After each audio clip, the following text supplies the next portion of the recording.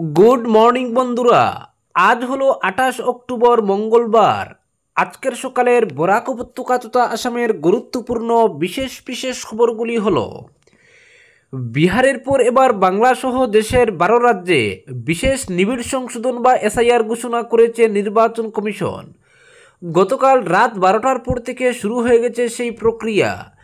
নির্বাচন কমিশনের এই মহাযজ্ঞ নিয়ে দেশবাসীর উদ্বেগের মাঝেই সোমবার আশ্বস্ত করেন মুখ্য নির্বাচন কমিশনার জ্ঞানেশ কুমার। স্পষ্ট ভাষায় তিনি জানিয়ে দিলেন কারা ছাড় পেতে চলেছে অতিরিক্ত নথিপত্রের জঞ্জাট থেকে, কাদের বাড়তি কোনো কাগজ দিতে হবে না। সোমবার নির্বাচন কমিশনের তরফে সাংবাদিক বৈঠক করে জানানো হয়েছে, আজ থেকে দেশের 12 রাজ্যে চালু হচ্ছে এসআইআর। সেই রাজ্যগুলি হলো পশ্চিমবঙ্গ, ছত্তিশগড়, গোয়া, গুজরাট, কেরল, মধ্যপ্রদেশ, রাজস্থান, তামিলনাড়ু, উত্তরপ্রদেশ। এছাড়া কেন্দ্রশাসিত অঞ্চল আন্দামান নিকোবর দ্বীপপুঞ্জ, লাক্ষাদ্বীপ ও পুদুচেরি। এই প্রক্রিয়ায় বুথ লেভেল অফিসাররা বাড়ি বাড়ি এনুমারেশন ফর্ম নিয়ে যাবেন। সেই ফর্ম ফিল আপ করে জমা দিতে হবে। তবে 2003 সালের সূচিতে যাদের নাম রয়েছে তাদের কোনো বাড়তি কাগজ দিতে হবে না। কারো নিজের নাম না থাকলেও যদি বাবা মায়ের নাম থাকে তাহলেও বাড়তি কাগজ জমা দিতে হবে না। সেক্ষেত্রে কমিশনের ওয়েবসাইটে গিয়ে এই ভোটাররা শুধুমাত্র ফর্ম ফিল আপ করে দিলেই হবে। নির্বাচন কমিশনার এদিন বলেন, বিএলওরা বর্তমান ভোটারদের কাছে ফর্ম বিতরণ শুরু করার পর যাদের নাম এনুমারেশন ফর্মে থাকবে তারা সকলেই 2003 সালের ভোটার তালিকায় তাদের নাম ছিল কিনা তা মেলানোর চেষ্টা করবেন। যদি তালিকায় নাম থাকে তাহলে তাদের কোনো অতিরিক্ত নথি জমা দেওয়ার প্রয়োজন নেই। তিনি আরও বলেন, যদি ভোটারদের নাম 2003 সালের তালিকায় না থাকে তাহলে তাদের নিজের বাবা অথবা মায়ের নাম খুঁজতে হবে 2003 সালের তালিকায়। যদি কোনো ভোটার নিজের কোনো অভিভাবকের নামের সঙ্গে নিজের নাম মেলাতে না পারেন সেক্ষেত্রে তাকে কমিশন নির্ধারিত নথি জমা দিতে হবে নিজেকে বৈধ ভোটার হিসেবে প্রমাণ করার জন্য। কমিশনের তরফে জানানো হয়েছে, আজ থেকে এনুমারেশন ফর্ম ছাপা ও বিএলওদের প্রশিক্ষণের কাজ শুরু হবে, চলবে 3 নভেম্বর পর্যন্ত। প্রথম পত্নীর বর্তমানে দ্বিতীয় বিবাহ করা যাবে না, দ্বিতীয় বিয়ে করলে তার পরিণতি হবে 7 বছরের কারাবাস। গতকাল এভাবেই কড়া বার্তা দিয়েছেন মুখ্যমন্ত্রী হিমন্ত বিশ্ব শর্মা।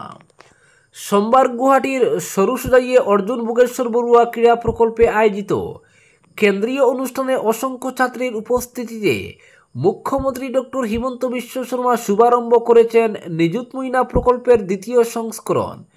কয়েকজন ছাত্রীর হাতে এই প্রকল্পের অধীনে বরাদ্দকৃত টাকার চেক তুলে দিয়ে মুখ্যমন্ত্রী বলেছেন, 2025-26 অর্থবর্ষে এই প্রকল্পের অধীনে উপকৃত হবেন আসামের 3,50,265 জন ছাত্রী ও অভিভাবকদের উপস্থিতিতে আয়োজিত সমাবেশে মুখ্যমন্ত্রী বলেন, মূলত বাল্যবিবাহ রোধ করতে সরকার এই অভিলাষী প্রকল্পের প্রচলন করেছে। নিযুত ময়না প্রকল্প 1.0 চালু হওয়ার পর কোনো ছাত্রী কলেজ, বিশ্ববিদ্যালয় বা অন্য শিক্ষা প্রতিষ্ঠান ছাড়েনি। এখন থেকে আসামের কোনো ছাত্রীকে পড়াশোনা ছাড়তে দেওয়া হবে না। ছাত্রীদের এমন আত্মবিশ্বাস এবং নিজের পায়ে দাঁড়ানোর স্বপ্ন দেখছি। তিনি বলেন, নিযুত ময়না প্রকল্পের অধীনে গত অর্থবর্ষের মতো এবারও উচ্চ মাধ্যমিক, স্নাতক এবং স্নাতকোত্তর ছাত্রীদের প্রদান করা হবে আর্থিক সাহায্য। গত বছর 1,61,302 জন ছাত্রী এই প্রকল্পের সুবিধা পেয়েছিলেন। এবার 2025-26 অর্থবর্ষে উপকৃত হবেন আসামের 3,50,265 জন ছাত্রী। ডক্টর শর্মা জানান, উচ্চ মাধ্যমিকের ছাত্রীরা প্রতি মাসে 1,000 টাকা, স্নাতকের ছাত্রীরা প্রতি মাসে 1,250 টাকা, স্নাতকোত্তরের ছাত্রীরা প্রতি মাসে পাবেন 2,500 টাকা করে। তাছাড়া 2,500 টাকা করে পাবেন বিএডের শিক্ষার্থীরাও।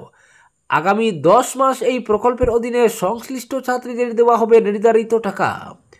অন্যদিকে ডিগ্রি 5ম সেমিস্টার, পলিটেকনিক, আইটিআইয়ের ছাত্রীরাও এই প্রকল্পে অন্তর্ভুক্ত হবেন।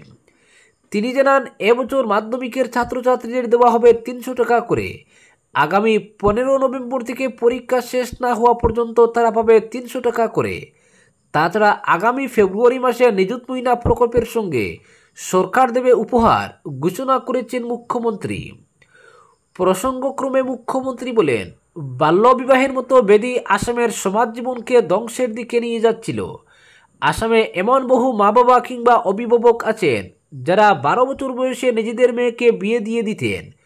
14 বছর বয়সে তারা গর্ভধারণ করে মা হতেন। 20 বছর বয়স পর্যন্ত তারা 2 থেকে 3 সন্তানের জননী হতেন। ধুবড়ী, মানকাচর, নগাঁও, মঙ্গলদৈ প্রভৃতি জেলায় 60% পর্যন্ত বাল্যবিবাহ বেড়েছিল। বাল্যবিবাহের বিরুদ্ধে আমার সরকার খুব কঠোর অবস্থান নিয়েছিল। বহু মা বাবা আর্থিকভাবে দুর্বলতার দরুন তাদের কন্যা সন্তানদের অপ্রাপ্তবয়স্কে বিয়ে দিয়ে দিতেন। মুখ্যমন্ত্রী বলেন, এসব নানা বিষয় ভেবে রাজ্যের সব ছাত্রীর জন্য সরকারি চাকরির ক্ষেত্রে 50% আসন সংরক্ষিত করেছি। নিযুত মহিনার মাধ্যমে সব ছাত্রীর স্বপ্ন আমরা বাস্তবায়িত করেছি। কোনো মেয়ে এখন অর্থের অভাবে মাঝপথে পড়াশোনা বন্ধ করে না, এমন এক বিকশিত আসাম আমি গড়ে তুলেছি। তিনি বলেন, এখন থেকে আসামের মেয়েদের জীবিকার সন্ধানে আর বহির্রাজ্যে যেতে হবে না। আসামে বেশ কয়েকটি বড় শিল্প প্রতিষ্ঠান গড়ে উঠছে। একটি সমতার আসাম চাইছি আমি, যে আসামে মেয়েদের ঘরের লক্ষ্মী বলে ভাবা হয়। আলফার মতো আসামে খুব শীঘ্রই নিষিদ্ধ হতে পারে বীর লাচিত সেনা ঘোষণা করেছেন সংগঠনের কার্যকলাপে উদ্বিগ্ন মুখ্যমন্ত্রী হিমন্ত বিশ্ব শর্মা। মুখ্যমন্ত্রীর হুঁশিয়ারি, কোনোভাবেই লাচিত সেনার উচ্ছৃঙ্খলতা সহ্য করা হবে না। বীর লাচিত সেনার সর্বশেষ এবং সাম্প্রতিককালের কিছু কার্যকলাপে বেজায় ক্ষুব্ধ মুখ্যমন্ত্রী হিমন্ত। রাজ্যের বিভিন্ন প্রান্তে সংগঠনটির একাংশ সদস্য গুন্ডামি, তুলাবাজের মতো কাণ্ড কারখানায় ছটেছেন মুখ্যমন্ত্রী। তাই মুখ্যমন্ত্রী স্পষ্ট করে বলেছেন, আলফা স্বাধীনের মতো সংগঠনকে যেমন নিষিদ্ধ করা হয়েছে, প্রয়োজন হলে তেমনি বীর লাচিত সেনাকেও নিষিদ্ধ করবে সরকার। মুখ্যমন্ত্রী বলেন, রাজ্যের ব্যবসায়ীদের শান্তিতে থাকতে দিচ্ছে না এরা। গত প্রায় 2 মাস ধরে এরা ব্যবসায়ীদের খুব অত্যাচার করছে। মোটা অঙ্কের টাকা দাবি, নানা সময় মারপিট, গুন্ডামি করে সংগঠনের একাংশ সদস্য নষ্ট করেছে রাজ্যের পরিবেশ। মুখ্যমন্ত্রী সাফ জানিয়েছেন, কোনোভাবেই এসব উচ্ছৃঙ্খলতা সহ্য করা হবে না। পাশাপাশি নাম না ধরে বীর লাচিত সেনার নেতা বিকাশ আসামের বিরুদ্ধে পুলিশ কঠোর হবে বলেও হুঙ্কার দিয়েছেন মুখ্যমন্ত্রী হিমন্ত। তিনি বলেন, গতকাল লাচিত সেনার এক সদস্য রাজ্যের মা বোনদের নিয়ে যে মন্তব্য দিয়েছে, তার জন্য ওই সদস্যের বিরুদ্ধে কঠোর ব্যবস্থা গ্রহণ করতে আমি পুলিশকে নির্দেশ দিয়েছি। প্রসঙ্গত, বিকাশ অসম নামের বীর লাচিত সেনার এক সদস্য জনৈক ইউটিউবারকে সাক্ষাৎকার দিতে গিয়ে সরকারি প্রকল্পের সুবিধা প্রাপক রাজ্যের মহিলাদের সম্পর্কে আপত্তিকর মন্তব্য করেছিলেন। ওই মন্তব্যের প্রতিক্রিয়া সামাজিক মাধ্যমে দেখা গিয়েছে। এরপরই মুখ্যমন্ত্রী বলেন, বীর লাচিত সেনার এক সদস্যের বিরুদ্ধে ব্যবস্থা গ্রহণ করতে কড়া নির্দেশ দিয়েছেন তিনি। হাইলাকান্দি জেলায়ও সোমবার থেকে ভিজিলেন্স সপ্তাহ শুরু হয়েছে। সপ্তাহ পালনের প্রথম দিবস জেলার সরকারি কার্যালয়গুলিতে স্বচ্ছতা ও সততার শপথ গ্রহণ করা হয়। কেন্দ্রীয়ভাবে জেলা কমিশনারের কার্যালয়ের সভাকক্ষে এদিন সকাল 11টায় সব আধিকারিক এবং কর্মচারীরা সমবেতভাবে স্বচ্ছতা ও সততার শপথ গ্রহণ করেছেন। এডিসি লাইরহুলু খেন্তের পরিচালনায় আধিকারিক ও কর্মচারীরা সর্বক্ষেত্রে স্বচ্ছতা ও সততা বজায় রাখতে পুনরায় অঙ্গীকারবদ্ধ হয়েছেন। এবছরের সপ্তাহ পালনের মূল বিষয়বস্তু, ভিজিলেন্স আমাদের সবার ভাগ করা দায়িত্ব। উল্লেখ্য, আগামী 2 নভেম্বর পর্যন্ত জেলায় এই সপ্তাহ পালন করতে বিভিন্ন কার্যসূচির আয়োজন করা হবে সরকারি উদ্যোগে। এতে সরকারি বিভাগগুলিতে স্বচ্ছতা ও সততার মাধ্যমে কর্মতৎপরতা চালিয়ে যাওয়ার পদক্ষেপ সম্পর্কে জনসাধারণকে অবহিত করা হবে। বরাক উপত্যকার 3 জেলায়ও গতকাল নিযুত মহিনা প্রকল্পের চেক বিতরণ করা হয়েছে। জেলার 13টিরও বেশি শিক্ষা প্রতিষ্ঠান থেকে মোট 6,270 জন ছাত্রী সরকারের আর্থিক সহায়তার চেক পেয়েছে।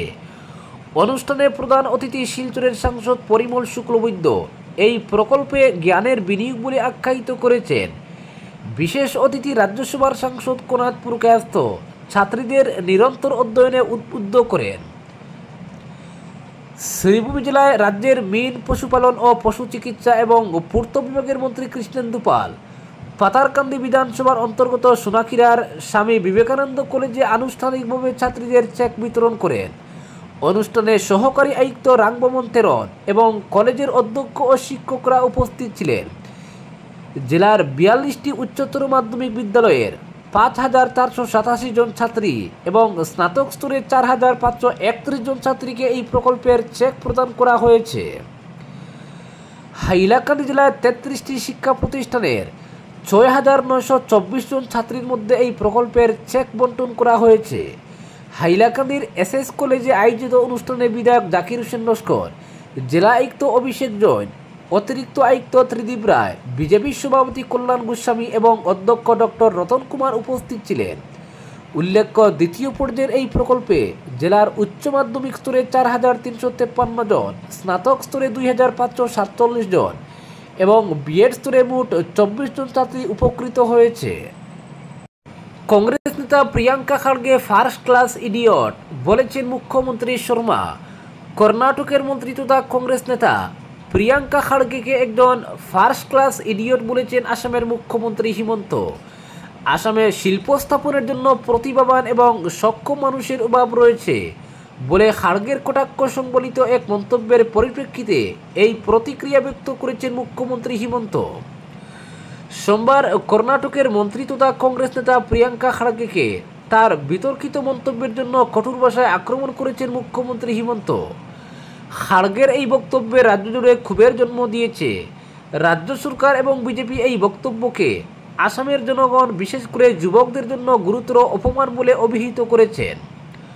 মুখ্যমন্ত্রী শর্মা বলেন, তিনি অসমীয়া যুবকদের অপমান করেছেন। তার এই মন্তব্যের জন্য কংগ্রেস এখনও নিন্দা করেনি। আমরা সম্ভবত তার বিরুদ্ধে মামলা করতে পারি, কারণ তিনি বলেছেন আসামের শিক্ষিত যুবক নেই।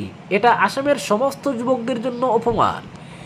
এ ধরনের মন্তব্য আসামের ক্ষমতা সম্পর্কে কংগ্রেস পার্টির ডিপ সিটেড উদ্ধত্ত এবং অজ্ঞতা প্রতিফলিত করে।